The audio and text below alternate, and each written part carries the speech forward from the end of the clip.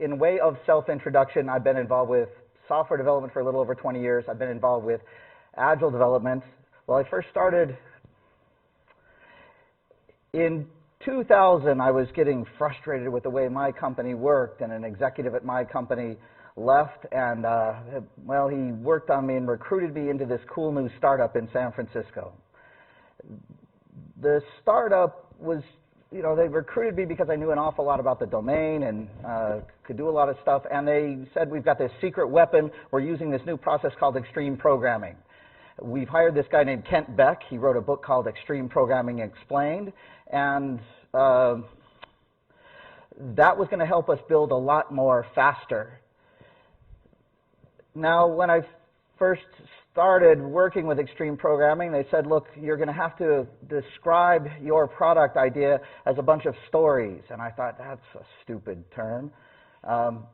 We've got these important things we're going to build, and you want me to tell stories, which sounds a little bit like making things up or fiction or something like that. Well, it's taken me, I thought the name was stupid. It's taken me over a decade to really come to terms with what stories are and are supposed to be. And what I want to do in this talk is save you about a decade of thrashing, or I can at least tell you a little bit about my decade of thrashing. It's hard to see against the lights, but how many people here use an Agile or Agile-ish process? I should have asked how many people don't. How many people are using things like stories or user stories or something in what you do? That's almost everybody. Are they working for you? Put your hand up if you love the way stories work. You should look around. That's some fraction. Look, it's supposed to be a simple idea. So, look, over the last 10 years, I've learned a lot about stories, but I want to go through some of the, well, there's some stupid stuff that I used to believe about stories, and I want to talk about them because there are things that I still see people kind of latching onto. First off, stories are a way to document requirements in an Agile process. I kind of used to think that, and I used to think that good stories are small, and that good product backlogs are built out of prioritized lists of these things. And then finally, that each story we build kind of needs to be valuable to a customer user. Now, those things sound sort of self-evident, but they're not. Let's start from the beginning here. I want to talk about the whole documenting our requirements thing. If I get asked one more time from somebody, how do I write good stories, I'm going to shoot myself, because there's more going on here that you need to understand. Now, with stories, one of the things we're fighting is documenting things, is how documents fail in spite of how hard we try and write them well. Now, I'm going to use a simple example, and I'll use some examples from, well, this is a cake decorating example. Imagine for a minute you want to order a cake for a going-away party. You call someone on the phone and say, look, I'd like a cake. And they say, well, what would you like on that cake? And they say, look, can you write on it, so long Alicia, in purple, and put stars around it? And this is a cake that exactly meets your requirements. And this is a photograph from a website called CakeRex. Now, my wife first sent me a URL to CakeRex. The website's been around for a long time. Really odd premise, the idea that somebody would, well, people send them in pictures of oddly decorated cakes. They show the photographs of the cakes, and the person who runs the website, she's a great writer. This is the cover of her first book. She's got 2 books on this stuff. The website is wildly popular. So if you haven't visited, go when you've got some time to waste. One of the underlying themes, and there's a lot of different oddly decorated cakes here, but one of the underlying themes is what they call a literal. Cakes where people take the instructions, the decorating instructions, the requirements, and literally interpret them. Now, this kind of makes sense what went wrong here. There are a lot of stupid examples like this.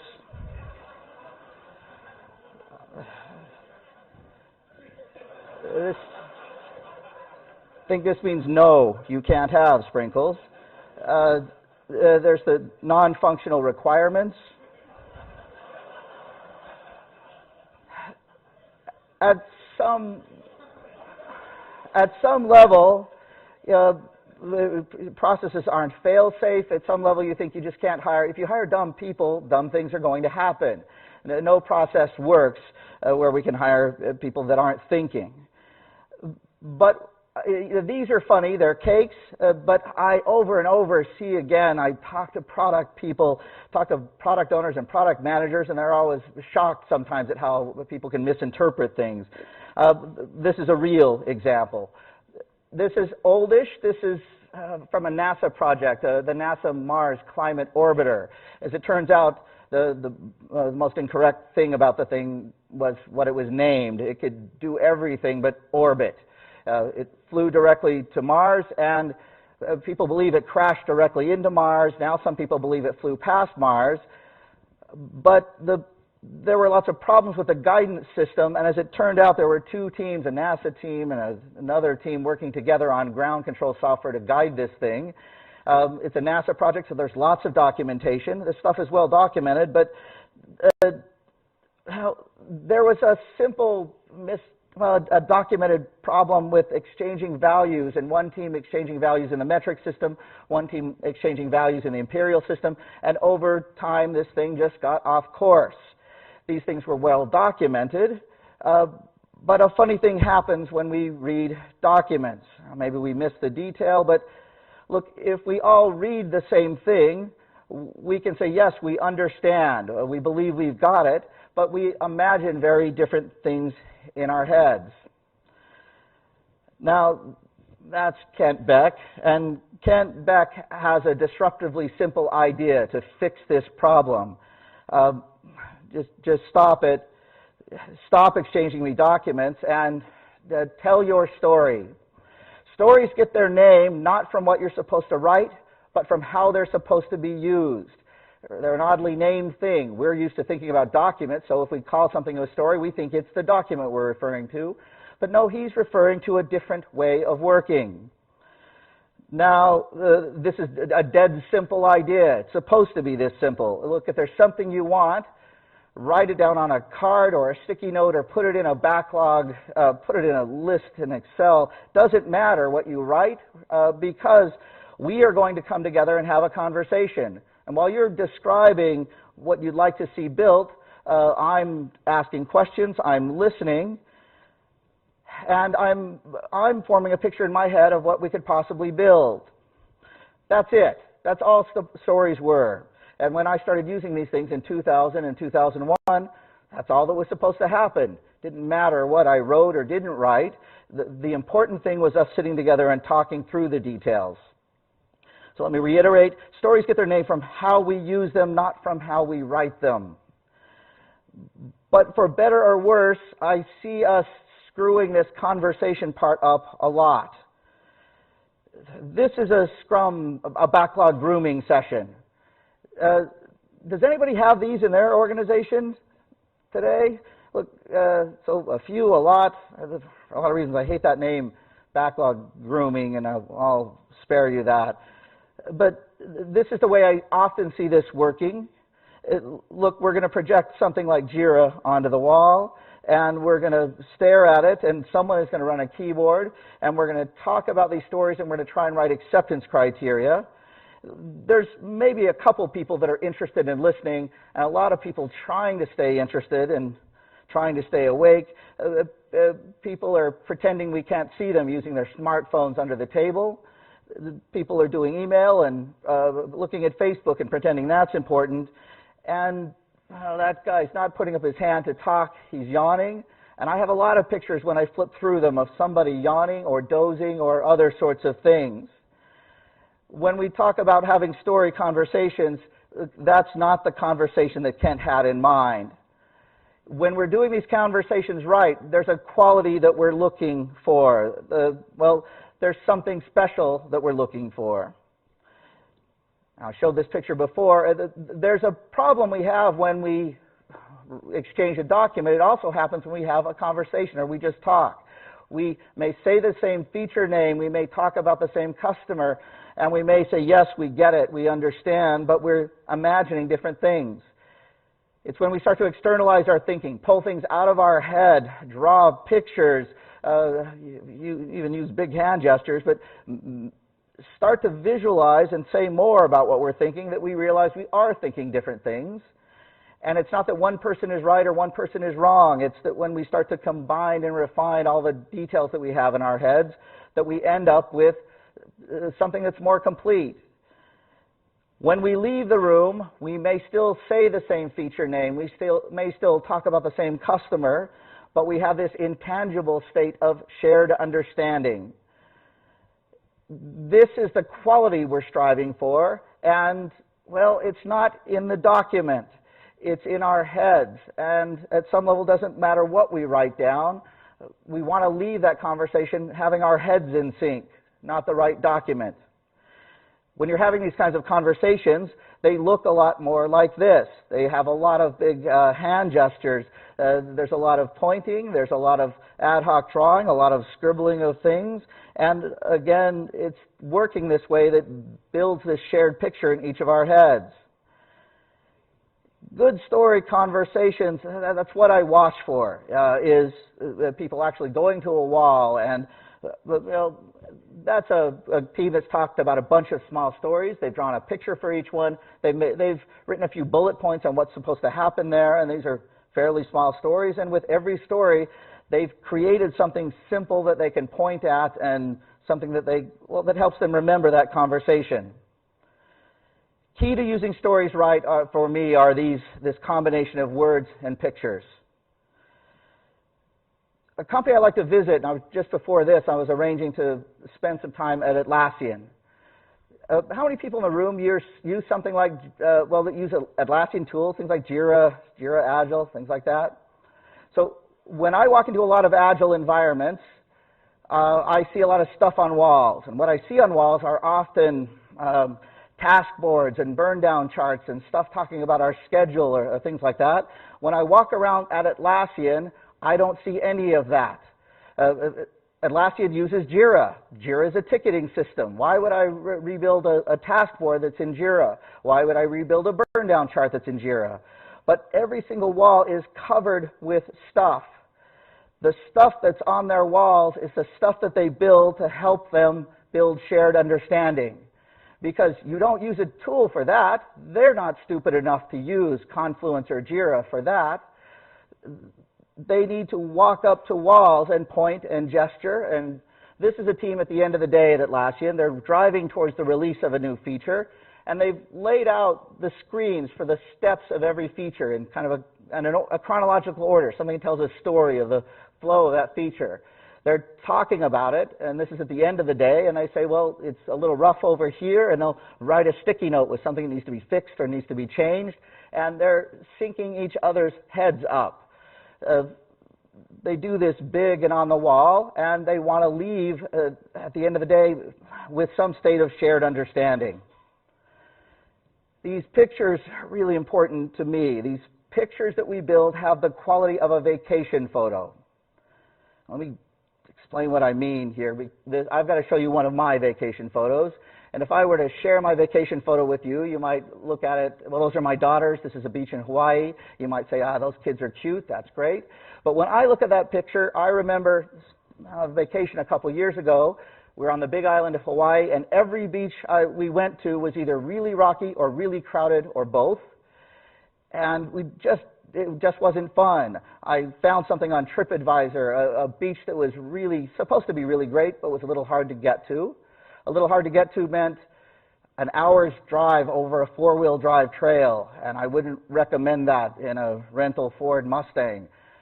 Just don't have the clearance. Well, I think most people are smart enough to know this, but not me. And I was pretty sure I might be buying this rental car. And when we get there, we park in this parking lot. There's hardly anybody in the parking lot. That's a good sign. We get out and we see that there's a trail that goes for another half hour over lava rock to get there. Now, if you've got kids, you know how this is going. Your kids are not saying, "This is great, Dad." They're saying, "Can we just please go back to the hotel and swim in the pool?" And as any good father does, I say, "No, come on, we're going." And we hike across this, but we get to this beach. It is beautiful. The sands are white. There are sea turtles up on the beach. You know, we're hoping to snorkel and see a sea turtle. Here we have to watch out for tripping on them. And we can boogie board and swim, and there's little rocky areas that go out, and we can snorkel. We spend the whole day there, and it's great. Now, I'm not trying to sell Hawaii or sell my vacation, but if I shared the picture with you, you wouldn't get any of that. But when I see the picture, I remember all of that because I was there. Vacation photos are mementos. They help us remember. And when we build pictures with the people that we work with about the stories we tell, looking back at them helps us remember. It's not about the details we wrote down. It's not about the details in the document. It's what they help us remember. Effective story conversations are for building shared understanding, and the documents we build help us recall the conversations. They do not replace them. It's taken me a while for people, and for me, and for people to ease up on getting the story written down right. It's actually the conversation a lot of times that will change the way we wrote the story down in the first place anyway. And trying to get it right ahead of the conversation, don't. Now, there's another thing going on in these conversations. Stories were originally called stories by Kent, not user stories.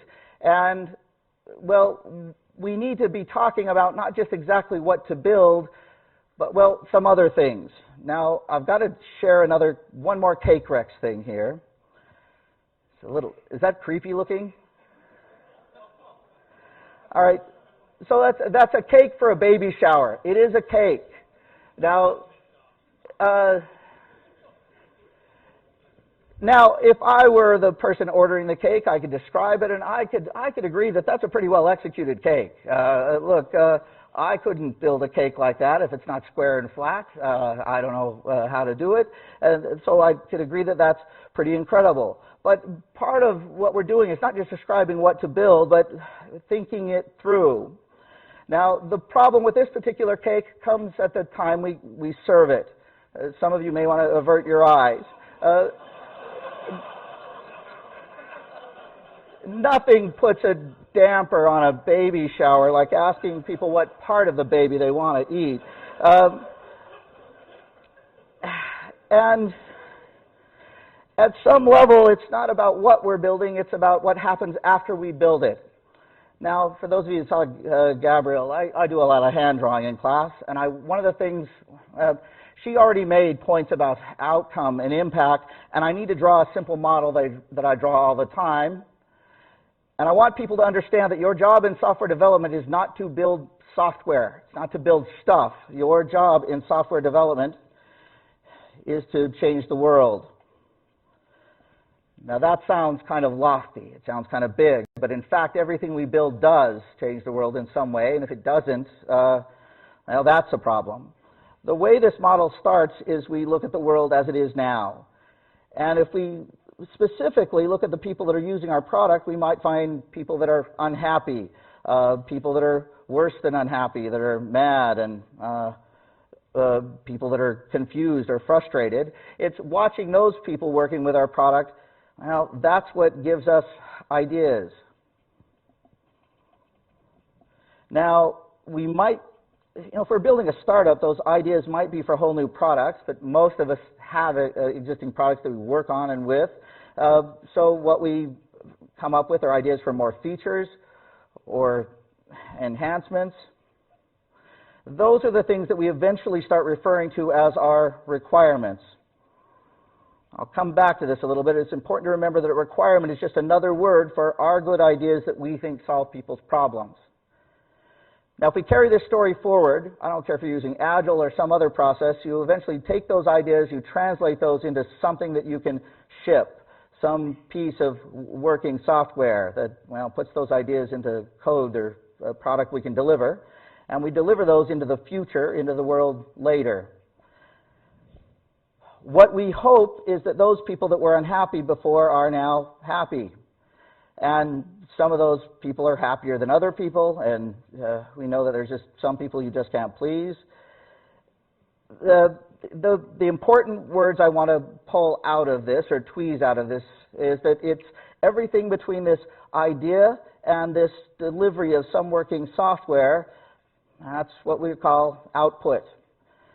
Output is the stuff we build. We know we're talking about output when we talk about products and features and enhancements or requirements. We know we measure output when we get concerned about how much it costs, or use agile terms like velocity, which is the rate of delivering this output. I work with a lot of organizations that basically the faster you deliver crap, the more crap you get. And the point isn't that. The point is this: what happens afterwards? Now, these people are not happy because it had all the features. These people are not happy because it was finished on time. I promise you, if you think of any product that you love using all the time, and if you think about why you like it, I'm pretty sure you're not thinking of because it was shipped on time. These people like it because however they were working before is different now. Whatever problems they had before, this piece of software solves a problem. Whatever they enjoyed before, they get to enjoy it more now. What happens out here is what I'm going to call outcome. Outcome is easy to remember because that's what happens when things come out. That's why it's called that. We measure outcome not in terms of features or delivered. We measure outcome and how these people change their behavior. They're using something they didn't use before. They take steps or do things they didn't before, and that's what makes things happier. Now, it makes them happier. Now, you might look at this model and say, gosh, it's just all about making people happy, but actually it doesn't quite work that way. The model starts upstream with looking at our business. Because we're not a nonprofit, we may look at our business and we may see there's metrics kind of going the wrong way inside of our business. That makes people inside the business unhappy. And it's focusing on those metrics that says, look, we need to focus on these particular customers or users, because if they were happier, they would buy more, use more, do something better, faster. And ultimately, if enough of them change their behavior, buy more, use more, do something faster, do something better, tell other people, that will change things inside of our business. That'll cause metrics inside the business to go up. And the word I want to use for that is this other word is impact. It takes, if one person buys our product and uses it, that's cool. But if lots of people buy our product and use it, well, that starts to make financial difference. That starts to change our brand. It's here when we start to measure return on investment, things like that. That's where we start to see that. Your job in software development is not to build more stuff faster. Your job is to build less. Your job is to minimize the amount of output at the same time that you maximize the amount of outcome and impact that you get. Now, I'm going to come back to this requirement word. I started with a small product company, and we built software for, during the 90s, we built software for larger brick-and-mortar retailers, people with physical retail stores. When I started there were only 30 or so people. We grew up to in the 300s or so. We were still fairly small. But I knew that I had lots of customers and users I talked directly to. They all had ideas. If I built any one of their ideas, I know it may not make the others happy. I knew that they weren't ultimately responsible for the success of my business. I was. And I had to make tough choices about who to support and, well, what kinds of ideas that would make the most people happy and ultimately result in them buying and using and helping our business grow. The word requirements we knew was out there, but we just didn't use it much. We know that we had to make decisions about what to build. As our company grew, we hired more and more traditional software people. And I can remember one day a lady coming to me and saying, Jeff, there's some features we need you to add to the product area you're responsible for. And I dropped back into my story thinking mode, and I said, oh, tell me a little bit about who they're for and how this will help them. And she said, well, they're requirements. And I said, yeah, I get it. Tell me a little bit about which of our customers will use them and what kind of challenges that they have today. And she looked at me like I was stupid and said, they're requirements. That's when I learned that this word actually means shut up. Well, the word can be a real conversation killer. If you interpret the word requirement as actually something that's required, that causes trouble. And look, now here's Kent again, and it's in this book, Extreme Programming Explained, that Kent first introduced the idea of stories. This is the first edition. There is a second edition. Anybody practice extreme programming here in the room? Anybody read these books? Look, people who have read them and know this stuff will understand these as the Old and New Testament. Kent became a little kinder and gentler in the New Testament. In it, he described this concept called stories. Notice they're not user stories. And in introducing it, he said, look, software development has been steered wrong by the word requirement, defined in the dictionary as something mandatory or obligatory. The word carries a connotation of absolutism and permanence, inhibitors to embracing change, and the word requirement is just plain wrong. Now, part of what we're trying to do with stories is to have these conversations that focus on minimizing output and maximizing outcome. And Kent goes on to point out that, look, you can deliver a fraction of what people have asked for and still make them happy. And through lots of failure in my life, I've learned that I can deliver everything that people ask for and still find them unhappy. It's not about what we deliver, it's about what happens after. So Kent was suggesting that we talk about what happens when things come out. Now, in most books on Agile development, I find there's this focus on writing good stories and how do we write them. But something went weird, and I went back to kind of talk to Kent, and in a back and forth exchange we had, I said, well, look, where did the idea really come from? What did you want to have happen here? He said, what I was thinking of was the way that users sometimes tell stories about the cool new things the software they use does. Like if I type in a zip code and it automatically fills in the city and state without me having to touch a button. I think that was the example that triggered the idea. If you can tell stories about what the software does and generate energy, interest, and vision in your listener's mind, then why not tell the story before the software does it? This is where stories get their name, and look, you know you're doing it right if you generate energy, interest, and vision in the listener's mind. Now, I'm going to tell this last story, and then I want to move on to the story mapping part of things. This is my friend Rachel Davies. Rachel worked in the 90s at a company called Connextra in London. They were practicing extreme programming. They were one of the first people doing this stuff, and they had the idea that, look, it's a backlog, that stories go in it, and anybody can contribute into the backlog, and in fact, anybody did. All kinds of stories got dumped into it, and when they went back to look at them, they didn't know who wrote them, what they were about, and they wrote anything on the card. And they said, look, we've got to do a little bit of filtering here. We don't even know who to start talking to understand these things. And, well, when they did figure out who to talk to, they found that some people had, on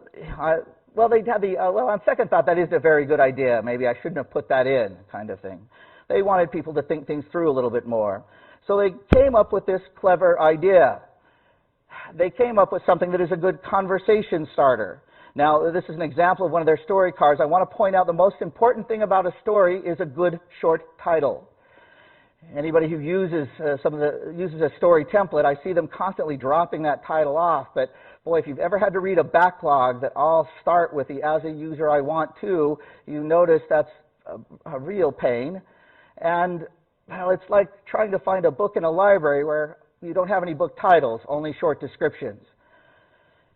Now, what's in there is this short conversation starter that says, as a type of user, I want to do something so that I get some sort of benefit. That's the description, and it's the thing that we use as a conversation starter. If we start by talking about who, what, and why, well, the conversation picks up from there.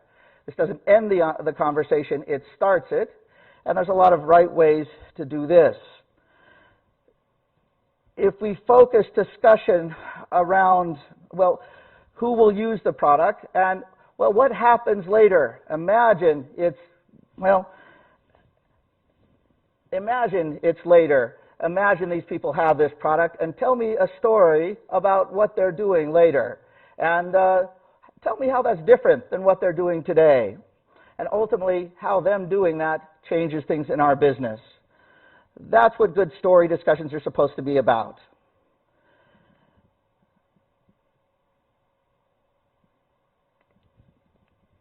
This card conversation confirmation mantra is one that gets used to describe the story life cycle. And again, well, the idea is, like I said before, look, if I've got a card, I write anything on the card, an idea on the card, and maybe writing something that's a good conversation starter, a good story brief will help me think it through a little bit more. And the idea is I show up and I have a conversation. If I explain it to somebody, they form a picture in their head, and well, in old school requirements, it's the green guy's job to get it right and the blue guy's job to understand it perfectly. But since, well, the blue guy, if he doesn't understand it perfectly, it's a conversation. We can ask questions. And since it's a conversation that doesn't just involve words, it involves pictures, we can bring anything we want in the conversation. We can draw pictures, we can bring use cases, we can bring UI diagrams. You can work like the people at Atlassian did and have lots of UI mock-ups and walk that wall and tell stories and talk about what's going on inside there. But it's in this last best conversation that we want to agree on specifically what we'll build. So a goal is to kind of come up with a bulleted list of how will we check this to confirm that it's done. What I see happening is people having these kinds of conversations, even if they start to get it right, well, and invariably it's the people in this conversation that need to hand off things to someone else. And if you're still using stories right, the conversation, you don't hand off a document, you carry on the conversation. We spread shared understanding by having a conversation with someone else, picking back that stuff up and telling somebody about our vacation by pointing at our vacation photos. And when they sit down to write code, they are armed with this quality of shared understanding. Too much of the time I see people work really hard, put lots of acceptance criteria and some other junk inside of Jira, leave it in Jira, and then people in another country pick up that stuff and they try and build software. And it's no wonder that they build something kind of right, but not exactly right, because what they're missing is that state of shared understanding. At the moment we hand off all that information without the conversation, that's the moment we've gone to using traditional requirements. We've stopped telling stories, and stories end up being pretty crap requirements if we're just relying on the document that we wrote with them. Stories aren't a different way to write requirements, they're a different way to work. Now let's, if we start working that way, well, one of the problems we run into is it's easy to get nowhere fast. This is a friend of mine, Gary. Years ago, now 5 years ago, Gary was launching a startup business. Gary is now a product manager at a largish company in the U.S. called GoDaddy, and he eventually sold this product to GoDaddy. But today, Gary, well, when he was a startup, he wanted to build this piece of software, and he had found one of the best developers he could. He found a guy that had written a book on Ruby, and that guy was launching a new business, and the guy assured him, look, we can get something built for you very quickly. And he said, we're working in an agile way, so what you've got to do, tell me a little bit about the product, but then make a list of all the things that you want, all the features, and we'll have these story conversations, and we'll build things one at a time, and you'll see software coming up so fast it'll shock you. And for a little while it worked. They would talk, software would come out at the end of the week, Gary would be kind of impressed, but as time went by, weeks and then a couple months, Gary started realizing this is going to take a really long time. And I don't have this much money to spend, and I thought you told me we'd get somewhere in a few weeks or a couple months, but at this rate it's going to take a long time. This agile stuff doesn't work. We need to try something different. Now, the guy building it called me up and said, look, can you go talk some sense into Gary? He just doesn't get this story stuff and this agile stuff. So I showed up and we had a conversation. Our conversation started by, well, I'm going to work with words and pictures, and I want to start with a big why. Well, what is this product and why are you building it? How does it help you? Well, how do you get benefit? What motivates you to build it? And, well, who is it for? Let's go a little bit deeper into who the kinds of people are that will use it and how do they get benefit. And now let's imagine the future. If they were to use this product, tell me about a day in the life of the people using this product. And we tell that story one step at a time. People would do this, and then this, and then this, and then this. And, well, as we tell the story, it emerges step by step by step. When Gary gets to a part he's really excited about, he'll go into lots of details, and we'll start pouring the details out underneath them. So where you see lots of depth to some of those things, those are the areas Gary was really passionate about. He thought it through a lot. He had a lot of strong vision there. There are areas where there isn't much detail, and it's not because it's not very complicated there. It's because he hadn't given it much thought there. And when we get done with this, we go all the way across the floor. We used the floor because the tables weren't big enough and because he was moving offices that day, and so we had a lot of floor space. Hit the wall and went back and did another row. And by this time, after a few hours of doing this, Gary's realizing this is pretty big. And he says, and we've got a lot more to go. And at this point, we look at it and say, Gary, I can tell that if each one of these cards is worth a few days of development, you've got a lot more here than you thought you had. And he said, yeah, this is a lot bigger than I thought. I had no idea. And I said, look, Gary, you're going to have to focus on specific people and specific things. And if you want to deliver a product that you can afford to build, where would you focus? And we talked about that. And then I said, well, great, now you've been building for a couple months. How far along are you? And he said, I'm nowhere. I said, why? He said, because I've been building all the wrong stuff. If I had thought about the big picture, I wouldn't have started where I did. In fact, I wouldn't build any of what I have. This is a big picture conversation. This is a story map, and it comes out of telling stories. It's a dead simple idea. Look, if I tell the steps that a user takes to do something, and then I start breaking it down into details, that's really all there is to it. It's those details that become things that we can build, and we can think of those big steps as bigger stories or epics, but really, well, that's not the important part. The important part is shared understanding. This is an example from an organization called Globo.com. Globo is the largest media company in Brazil. They build television stations, or they don't build, they run television stations, radio stations. They make a lot of made-for-TV movies and soap operas. This is a small team thinking through one of their web properties. This is for Globo.com. And they start with this long line of green cards telling the story of their product from the user's perspective. First they would do this, then this, then this, then this. They add the pink cards on the top because, well, that long line is long. And if we go up one abstraction level, it's a little bit easier to read the pink cards and see, well, it's a little bit easier to organize the story. Separate backlog organization from backlog prioritization. They're looking at their existing product. It's called Baixa Tudo. It's Portuguese for download it all. And they're looking at what stinks about it, and they're imagining something better. Lots of people ask me, what's the difference between the bright green cards in the middle and the others? There's no difference. They just ran out of the other cards.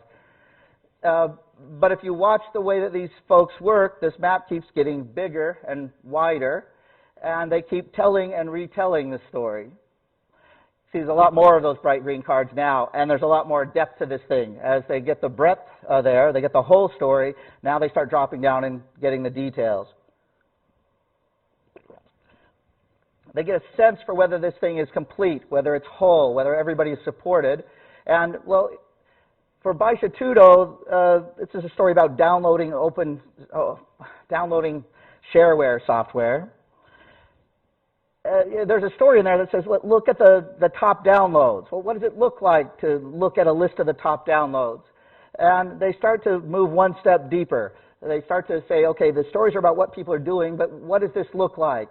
And the thing on the left is, well, those are top 10 downloads. And when we talk about it, well, what does that look like? Well, it's going to have a picture and a title, and does it have a rating? I don't know if it has a rating. And they start messing around with things. And these are UI designers and developers working closely together, and we're building even better shared understanding.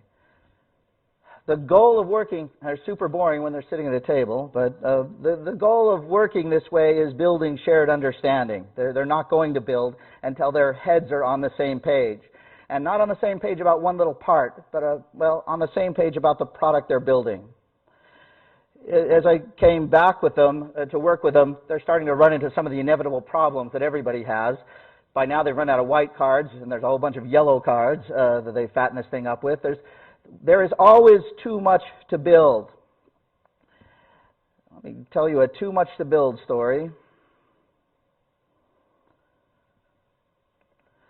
Let me punch a couple points here before I move on, but we're using these maps to understand the whole product, or the whole feature, or the whole thing.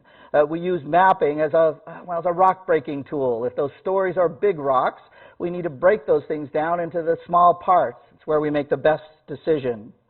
And well, I left, those folks at Globo ran into the problem of having way too much to build, and everybody has way too much to build, and there is a term that I hear used and abused that I hate a lot.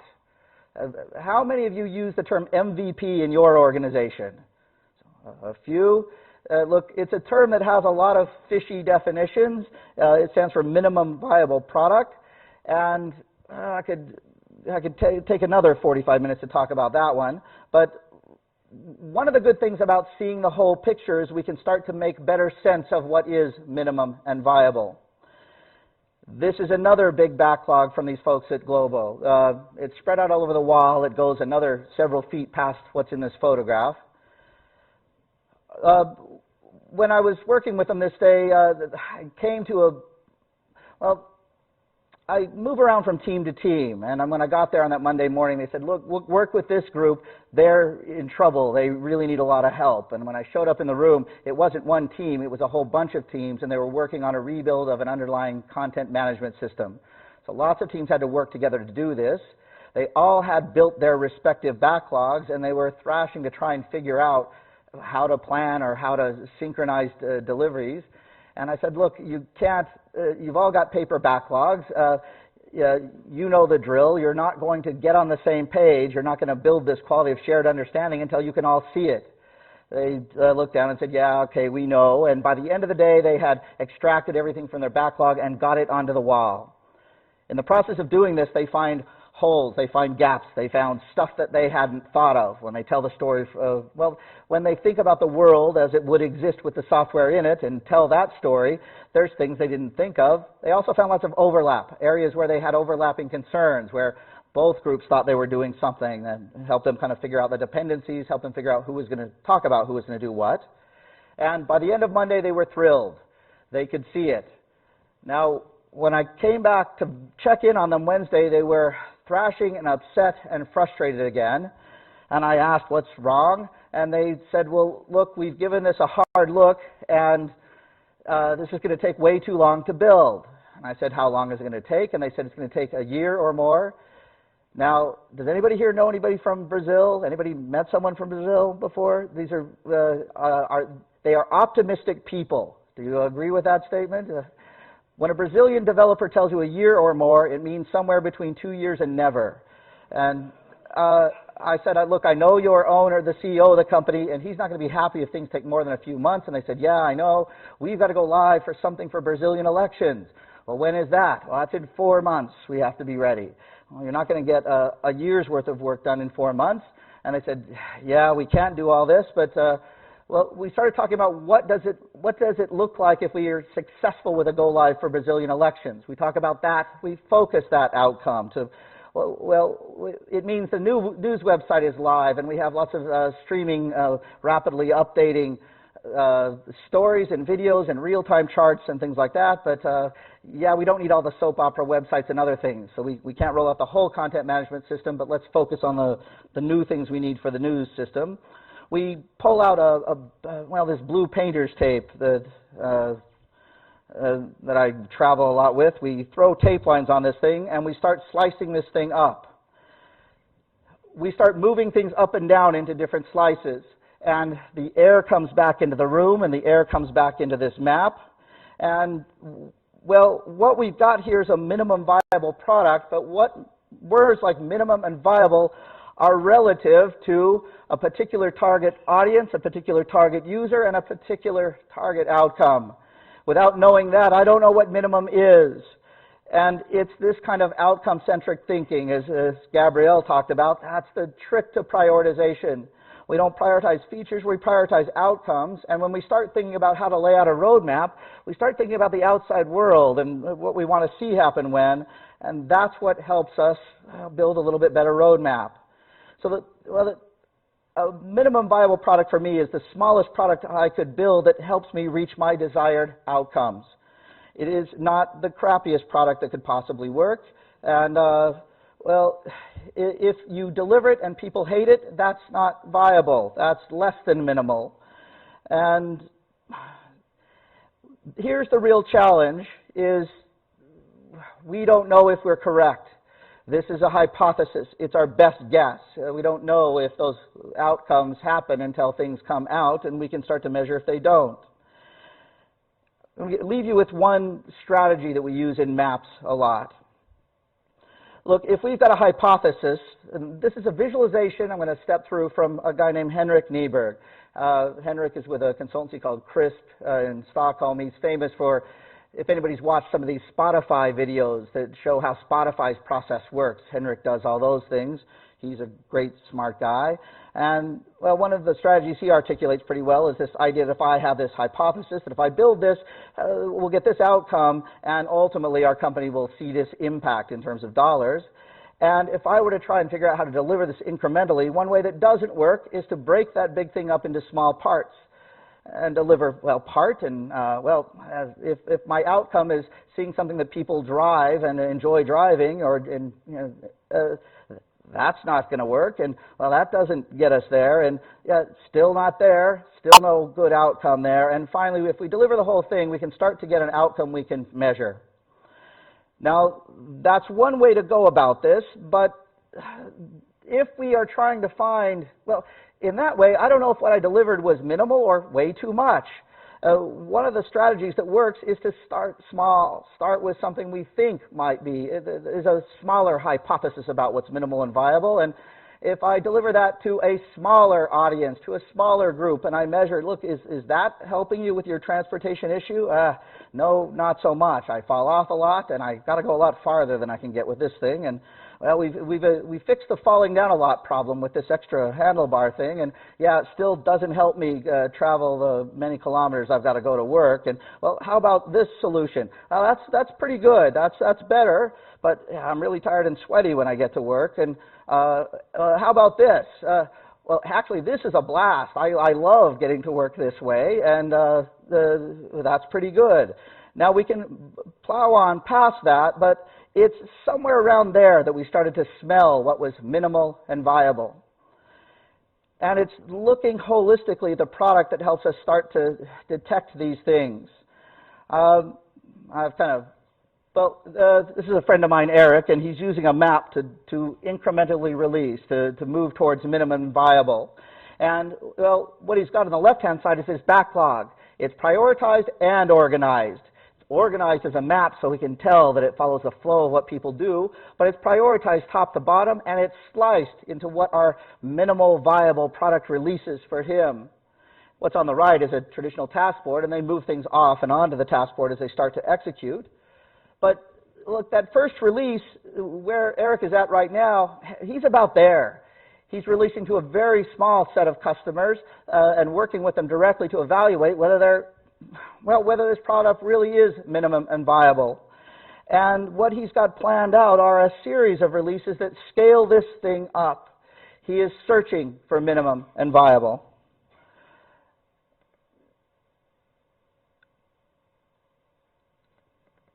I want to end here with a couple key points. Look, if you're working with stories, tell stories, don't just write them. Anchor those stories with simple visualizations. They'll help you remember what you talked about. They'll help you detect whether you do or don't have shared understanding. Use things like maps, or use the visualizations that you saw the people at Atlassian created. Tell the whole story. Don't just describe things one little piece at a time. And think things through. Think about the outcomes. And outcomes are who uses it and how does their behavior change over time. Build minimal viable products. Focus on what's the smallest amount that will get me these outcomes for this target audience, and test what's minimum and viable by, well, maybe building less. There's actually a lot of strategies that work with this. But if we're using stories well, we're focusing on changing the way we work, not changing the way we document. I'm going to stop there because I'm a couple minutes late. Thank you very much for listening.